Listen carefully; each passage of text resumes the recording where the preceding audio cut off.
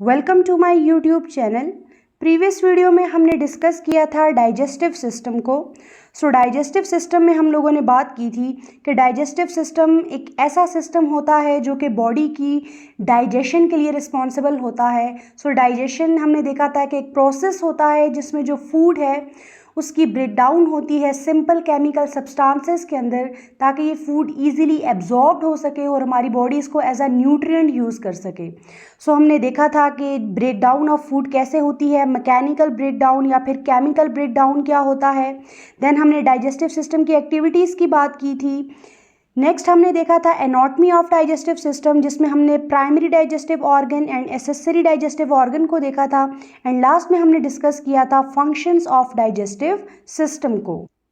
आज की इस वीडियो में हम डिस्कस करेंगे ओरल कैविटी को या फिर माउथ को। आज हम डिटेल से डिस्कस करेंगे।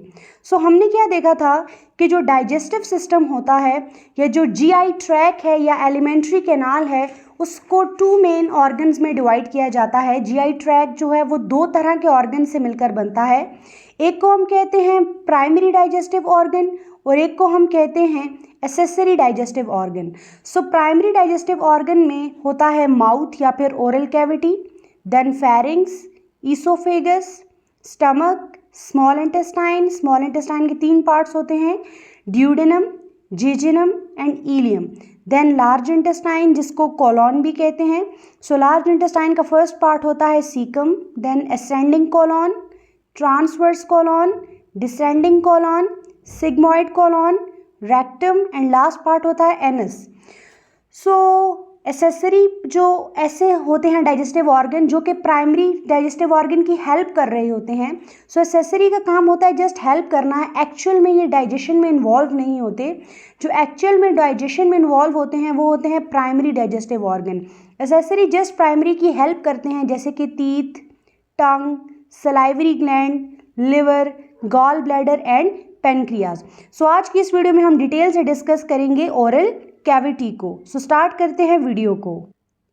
Mouth is the first part of the digestive system. Digestive system का जो फर्स्ट पार्ट है वो क्या है, माउथ। और स्टार्ट ऑफ एलिमेंट्री कैनाल, यानी कि जो गैस्ट्रो इंटेस्टाइनल ट्रैक है जिसे जीआई ट्रैक भी कहा जाता है, उसका जो स्टार्ट वाला पार्ट है वो क्या होता है, माउथ होता है। माउथ को ओरल कैविटी या फिर बकल कैविटी भी कहा जाता है। ये एक ओवल शेप कैविटी होती है इनसाइड दी स्कल। हमारे स्कल के अंदर एक ओवल शेप कैविटी होती है जिसे हम क्या कहते हैं, माउथ। अब माउथ या फिर oral cavity is bounded by muscles and bones. Mouth या ओरल कैविटी को मसल्स और बोन्स ने बाउंड किया होता है, यानी इसके सराउंडिंग में क्या प्रेजेंट होते हैं, माउथ के बोन्स और मसल्स प्रेजेंट होती हैं। And it lines throughout with mucous membrane containing small mucous secreting gland. Mouth की जो इंटरनल लाइनिंग है थ्रू आउट, अगर माउथ में हम देखें तो इसको किसने लाइन किया हुआ होता है, म्यूकस मेम्ब्रेन ने। म्यूकस मेम्ब्रेन जो है वो क्या सिक्रीट करेगी, म्यूकस को सिक्रीट करेगी, जिसकी वजह से जो माउथ है वो मॉइस्ट रहता है। एलिमेंट्री कैनाल या फिर जीआई ट्रैक का जो फर्स्ट पार्ट होता है, ये डाइजेस्टिव सिस्टम का जो फर्स्ट पार्ट है वो होता है माउथ। सबसे पहले देखते हैं पार्ट्स ऑफ माउथ को।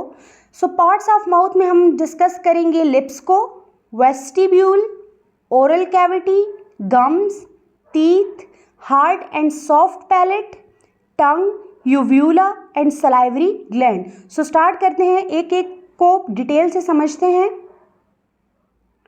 फर्स्ट है लिप्स। लिप्स में एक होता है अपर लिप जिसे बोलते हैं लेबियम सुपीरियर, और एक होता है लोअर लिप जिसे कहते हैं लेबियम इंफीरियर।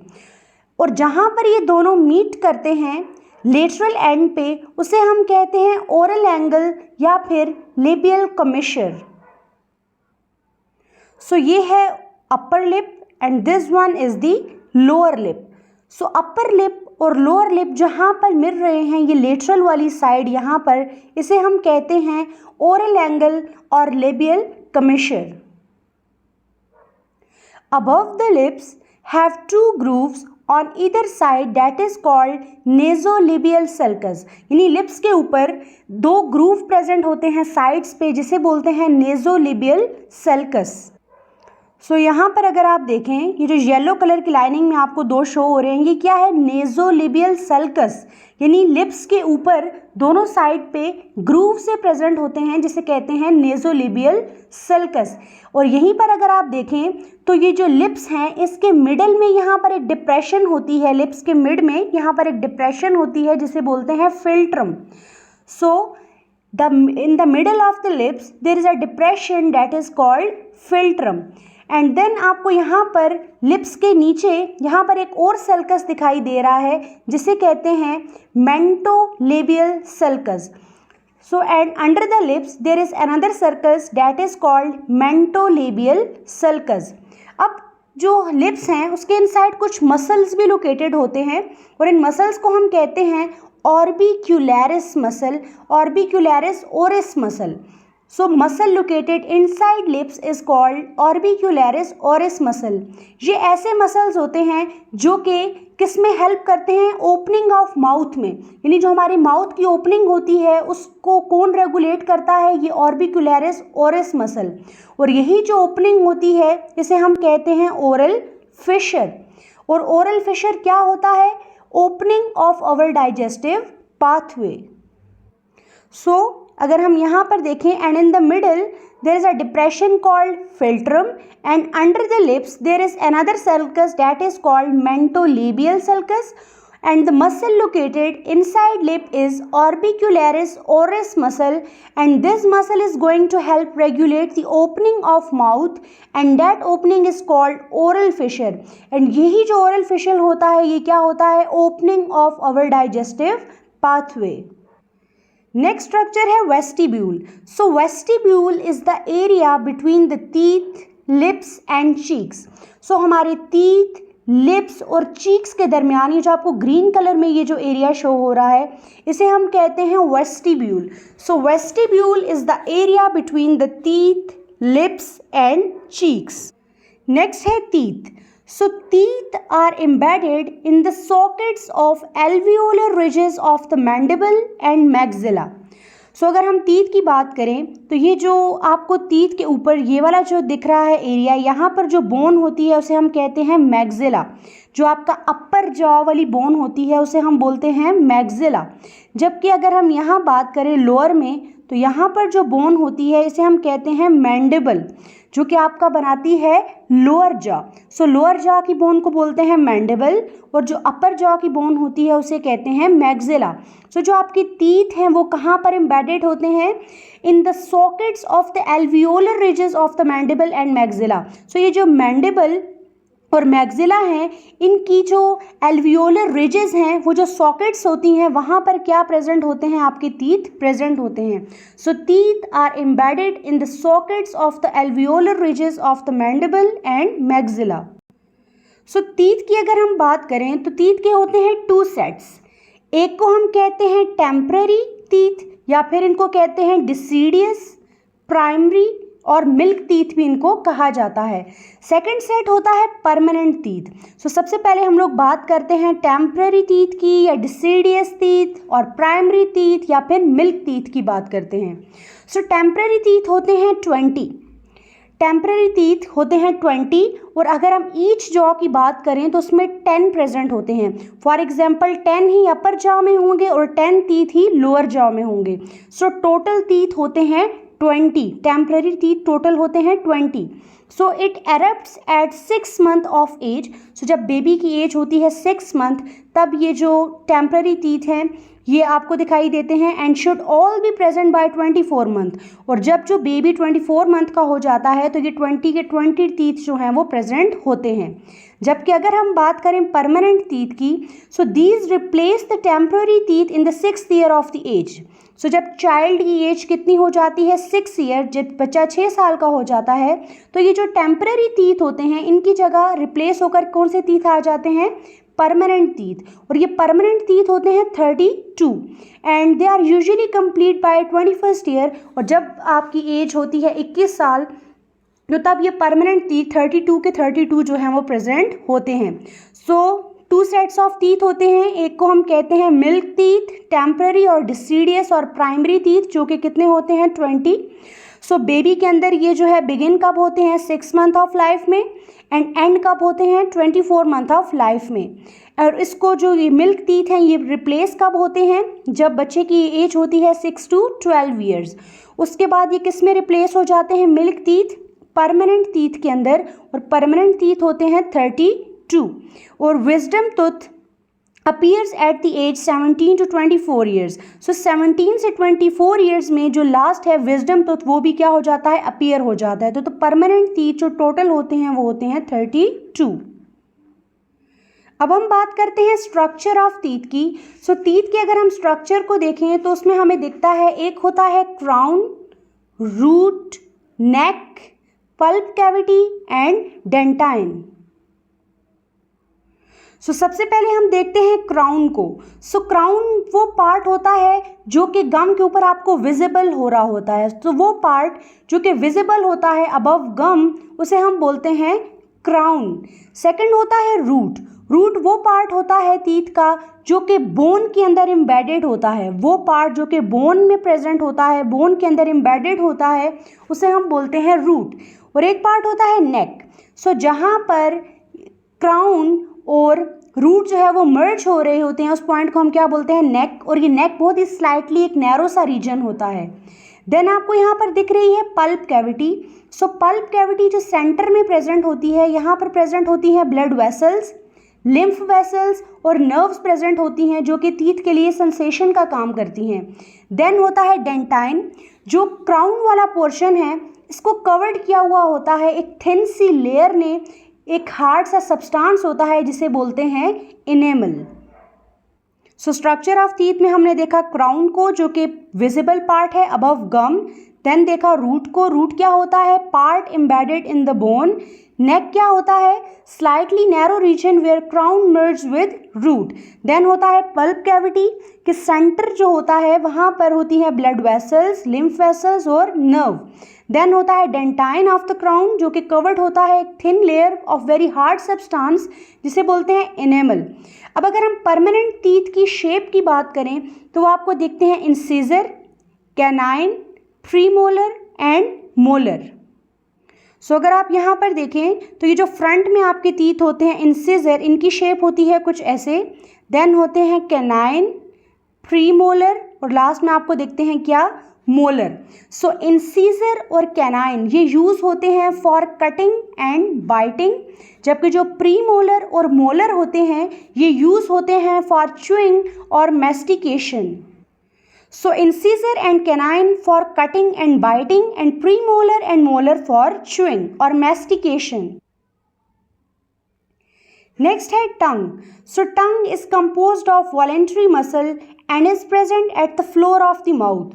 सो हमारे माउथ का जो फ्लोर होता है वहाँ पर क्या प्रेजेंट होती है टंग प्रेजेंट होती है जो कि वॉलेंट्री मसल से मिलकर बनी होती है, यानी हम इसको अपनी मर्जी से मूव कर सकते हैं। और ये जो हमारी टंग है ये किसके साथ अटैच होती है हायोइड बोन के साथ अटैच होती है एट द बेस। तो जो हमारी टंग की बेस है वो किसके साथ अटैच होती है जो हमारी नेक में हायोइड बोन है उसके साथ अटैच होती है and by a fold of its mucous membrane. So यहाँ पर म्यूकस मेम्ब्रेन का एक फोल्ड होता है फ्लोर पे जिसे हम बोलते हैं फ्रेन्यूलम। सो ये फ्रेन्यूलम के साथ जो है हमारी टंग जो है फ्लोर में अटैच होती है। एंड देन जो टंग की ये जो सुपीरियर सरफेस होती है यहाँ पर प्रेजेंट होते हैं न्यूमरस पैपिले। और ये पैपिले क्या करते हैं यहाँ पर टेस्ट बर्ड प्रेजेंट होते हैं जो कि हमें टेस्ट की सेंसेशन बताते हैं। फॉर एग्जांपल जो हमारी टंग है वहाँ पर जो पैपिलाई प्रेजेंट होते हैं, टिप की बात करें टंग की टिप पे प्रेजेंट होते हैं फंजीफॉर्म पैपिले। देन जो सेंटर है टंग का वहाँ पर प्रेजेंट होते हैं फिलीफॉर्म पैपिले। जो साइड्स होती हैं वहाँ पर प्रेजेंट होते हैं फोलिएट पैपिले। और जो टंग की बैक साइड है यहाँ पर प्रेजेंट होते हैं सर्कमवैलेट पैपिले। सो ये पैपिले हमें टेस्ट को सेंस करवाने में हेल्प करते हैं। जैसे फंजीफॉर्म पैपिले जो टिप पे प्रेजेंट होते हैं वो हमें स्वीट टेस्ट को सेंस करने में हेल्प करते हैं। फिलीफॉर्म पैपिले साल्टी टेस्ट के लिए होते हैं, जबकि फोलिएट पैपिले सोर टेस्ट के लिए होते हैं, जबकि सर्कमवैलेट पैपिले जो हैं वो बिटर टेस्ट के लिए होते हैं। सो टंग का फंक्शन क्या है, एक तो ये हमें च्यूइंग और मैस्टिकेशन में हेल्प करती है, सेकंड ये स्वेलोइंग या फिर डिग्लूटेशन में हेल्प करती है, थर्ड, ये हमें स्पीच यानी बोलने में हेल्प कर रही है। And the fourth most important जो टंग है वो हमें टेस्ट में हेल्प करती है। सो टंग जो है ये एक बहुत इंपॉर्टेंट टॉपिक है, इस पे मैं आपके लिए एक सेपरेट वीडियो बनाऊंगी टंग की एनाटॉमी एंड फिजियोलॉजी पे। सो नेक्स्ट स्ट्रक्चर है पैलेट। पैलेट कहते हैं रूफ ऑफ द माउथ। सो जो हमारे माउथ का ये जो छत होता है, रूफ होती है, वो क्या बनाती है? पैलेट। सो पैलेट क्या करता है? Forms a division between the nasal and oral cavity. So ये जो आपकी नेजल कैविटी है, ठीक है, ऊपर और नीचे क्या प्रेजेंट है? ये आपकी ओरल कैविटी। सो नेजल कैविटी और ओरल कैविटी के दरमियान में यहाँ पर प्रेजेंट होता है आपका पैलेट। ये पैलेट एक डिवीजन का काम कर रहा है, डिवाइड कर रहा है आपकी नेजल कैविटी को आपकी ओरल कैविटी से डिवाइड करने का काम करता है। अब ये जो है सेपरेटेड होता है into two distinct part. Palate दो तरह का होता है, एक को हम कहते हैं हार्ड पैलेट और एक को हम कहते हैं soft palate. So hard palate जो होता है वो एंटीरियरली लोकेटेड होता है, यानी यहाँ अगर हम बात करें यहाँ आगे की तरफ, अगर आप अपनी टांग को ऊपर की तरफ टच करें तो जो ये आगे की तरफ ऊपर आपको फील होता है that is hard palate. So hard palate में क्या प्रेजेंट होती हैं? बोन्स प्रेजेंट होती है, जैसे यहाँ पर मैक्सिला बोन है और ये पार्ट होता है इमोबाइल। इमोबाइल मीन कि ये मूव नहीं कर सकता। जबकि अगर हम बात करें पोस्टीरियरली, बैक साइड पे पीछे की तरफ, तो वो क्या प्रेजेंट होता है? Soft palate. So soft palate जो पीछे की तरफ होता है वो क्या होता है? सॉफ्ट पैलेट, जिसमें मसल फाइबर्स होते हैं। और इसका काम क्या होता है? ये होता है जो सॉफ्ट पैलेट होता है ये मोबाइल होता है, ये मूव कर सकता है। So it can be elevated during swallowing. So जब हम खाने को यानी डिग्लूटेशन होती है खाने की, यानी जब हम उसको स्वेलो करते हैं, निगलते हैं, तो ये क्या होता है? एलिवेट हो जाता है, ऐसे थोड़ा ऊपर की तरफ हो जाता है। इसकी वजह से होता क्या है कि जो आपका फूड है वो कहाँ पर इंटर होता है? डायरेक्ट आपके ओरोफेरिंक्स में इंटर होता है। यानी कि फूड अगर ये एलिवेट ना हो तो फूड आपका हो सकता है कि वो नेजोफेरिंक्स में ना चला जाए, नाक में ना चला जाए। तो नाक से प्रिवेंट करने के लिए ये जो सॉफ्ट पैलेट है इसका फंक्शन होता है कि ये एलिवेट हो जाता है ड्यूरिंग स्वेलोइंग, ताकि जो आपका फूड है वो कहाँ पर जाए? डायरेक्ट ओरोफेरिंक्स में जाए, नेजोफेरिंक्स में ना जाए। सो इसका ये काम होता है। सो नेक्स्ट स्ट्रक्चर है यूव्यूला। ये क्या होता है? A curved fold of muscle. So अगर आप यहाँ पर देखें तो ये एक मसल का एक कर्व सा फोल्ड आपको दिख रहा है which hangs between the soft palate. So ये बैक साइड पे पोस्टीरियरली क्या प्रेजेंट होता है? सॉफ्ट पैलेट होता है। तो सॉफ्ट पैलेट में आपको एक मसल का एक कर्व सा फोल्ड सा दिख रहा है, इसे हम बोलते हैं यूव्यूला। इसका फंक्शन क्या होता है? It helps in preventing food from entering the nasal cavity. कि यही जो मैंने अभी आपको पहले बताया कि ये आपके फूड को ऊपर नेजल कैविटी में एंटर होने से प्रिवेंट करता है। तो इसका काम क्या है कि फूड कहाँ पर एंटर हो? डायरेक्ट जो आपका ओरोफेरिंक्स है वहाँ पर एंटर हो, देन वहाँ से ईसोफेगस में फूड एंटर हो। इसके अलावा ये स्पीच में भी हेल्प करता है। नेक्स्ट देखते हैं फंक्शंस ऑफ माउथ। सो जो प्राइमरी फंक्शन है माउथ का वो क्या है? ईटिंग, ठीक है, लेकिन इसके अलावा कुछ इसके अदर इंपॉर्टेंट फंक्शंस भी हैं तो वो डिस्कस करते हैं। सो फर्स्ट ऑफ ऑल जो माउथ का फंक्शन है वो क्या होता है? Injection of food material. कि सबसे पहले अगर डाइजेस्टिव सिस्टम का प्रोसेस स्टार्ट होना है तो उसके लिए फूड को फर्स्ट ऑफ ऑल माउथ में लेना पड़ेगा।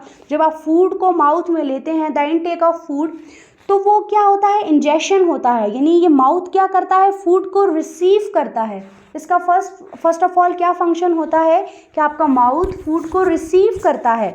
देन रिसीव करने के बाद नेक्स्ट क्या होता करता है? उस फूड की च्यूइंग करता है, या जिसे आप लोग मैस्टिकेशन भी बोलते हैं। नेक्स्ट स्टेप क्या होता है?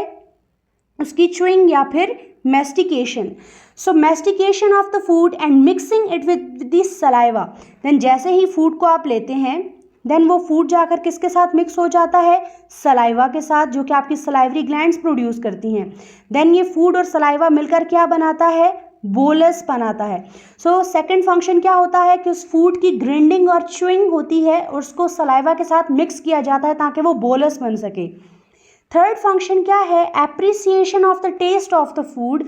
कि हम माउथ से ही फूड को क्या कर सकते हैं? टेस्ट करते हैं, क्योंकि माउथ में क्या प्रेजेंट होती है? टंग प्रेजेंट होती है जो कि टेस्ट का काम करती है, उस पर टेस्ट बर्ड्स प्रेजेंट होते हैं। और च्यूइंग किससे होती है? टीथ के जरिए होती है, mechanical digestion. Then the fourth function क्या है? ट्रांसफर ऑफ फूड और बोलस टू द फेरिंग्स और ईसोफेगस बाय स्वेलोइंग। अब जो फूड उसकी मैस्टिकेशन हो गई, वो सलाइवा के साथ मिक्स होकर क्या बन गया, बोलस बन गया।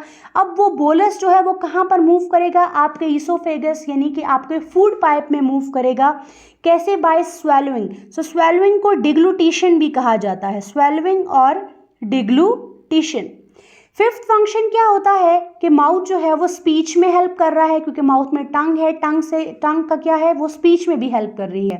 एंड द सिक्स्थ फंक्शन क्या है कि माउथ के कुछ सोशल फंक्शंस भी होते हैं, जैसे कि हम लोग स्माइल करते हैं, माउथ से करते हैं। इसके अलावा कुछ जो अदर एक्सप्रेशन है वो भी उसमें भी माउथ क्या करता है, हेल्प करता है। लास्ट में बात करते हैं कुछ फन फैक्ट्स की about mouth. So the inside of your mouth contains as many bacteria as there people on earth. So हमारे जो माउथ है उसके अंदर इतने बैक्टीरिया हैं जितने कि इस पूरी दुनिया में लोग रहते हैं। So many diseases are linked to oral health including heart disease, diabetes and osteoporosis. So ऐसी बहुत सारी बीमारियां होती हैं जो कि हमारी ओरल हेल्थ से रिलेटेड होती हैं, जिसमें हार्ट डिजीजेज भी आती हैं, डायबिटीज़ और ऑस्टियोपोरोसिस भी आता है। थर्ड है close your mouth while swimming because chlorine can wear down the enamel. So जब भी स्विमिंग करें तो अपने माउथ को क्लोज रखें, क्योंकि उसमें जो वाटर के अंदर क्लोरीन होती है वो आपकी जो टीथ का जो हार्डेस्ट सब्सटेंस है एनामल उसको ख़राब कर सकती है। The tongue is the only muscle in the human body that works without any support from the skeleton. So इसकी बात हम पहले ही कर चुके हैं। No two person have the same set of teeth, a person teeth are as unique as their fingerprint. So जैसे एक बंदे के फिंगरप्रिंट दूसरे से डिफरेंट होते हैं, तो सेम यहाँ पर no two person have the same set of teeth, तो दो बंदों के सेम सेट ऑफ टीथ नहीं होते बल्कि डिफरेंट होता है टीथ भी। Then smiling helps you live longer. Every time you smile, your body produces greater amount of antibodies that giving you an immunity boost. So smile करना चाहिए, क्योंकि smile से क्या होता है, एंटीबॉडी की प्रोडक्शन होती है और आपकी जो इम्यूनिटी होती है वो क्या होती है, बूस्ट होती है। The enamel on the surface of your teeth is the hardest substance in your whole body. So अगर हम अपनी होल बॉडी की बात करें तो जो सबसे हार्डेस्ट सब्सटेंस है वो क्या है, इनेमल। अगर आपको वीडियो अच्छी लगे तो वीडियो को लाइक करें, चैनल को सब्सक्राइब करें and thank you so much for watching.